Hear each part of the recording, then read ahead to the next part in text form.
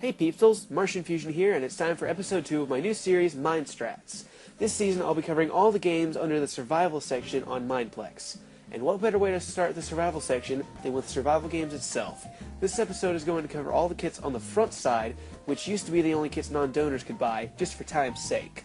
To start off, let's give a quick rundown of Survival games. Players spawn in an arena with chests in the center, which usually have pretty good loot. Players spend the game roaming the map, looking for chests and fighting other players until the last man is left standing.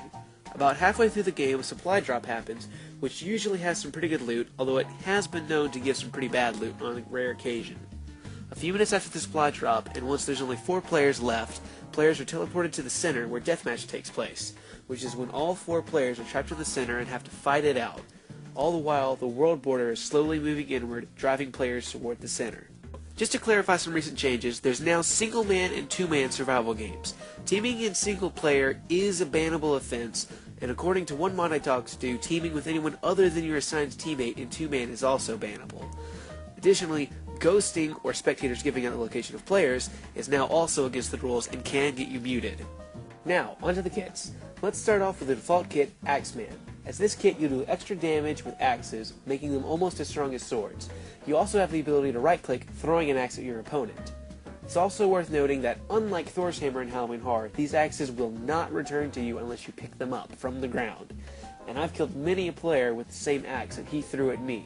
It's also fairly difficult to get the hang of aiming, however once you do get the hang of it, it can be very lethal.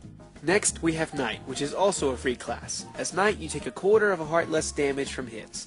When you hold a sword of any kind, you right-click at an opponent at close range, dealing a little bit of damage, and you also give them a blindness and a slowness effect. This only works with swords. This class is useful for players who like to tank in PvP. Since you take less damage, it can make targets a sitting duck momentarily. Try to avoid small walkways, bridges, and things like that, since even a blind player is likely going to be able to hit you in an area like that. Instead, either lure an enemy into an open area, or wait at a corner. About a quarter of PvP is gear, another quarter is skill, but I'd say probably half of PvP is mental. If you don't know what you're up against, you're more likely to panic. Run when you should stand, and stand when you should run. And quarter blinding an enemy is a perfect way to eliminate any confidence they normally have. Moving on, we have Archer. This was originally one of the only 2 kits regular players could buy, and nowadays it costs 2,000 gems. With this kit, you received 1 fetched arrow every few seconds with a maximum of 3 fetched arrows. Just to clarify, you can get more than 3 arrows. It's just that fetched arrows don't stack with normal arrows, and you have a maximum of 3.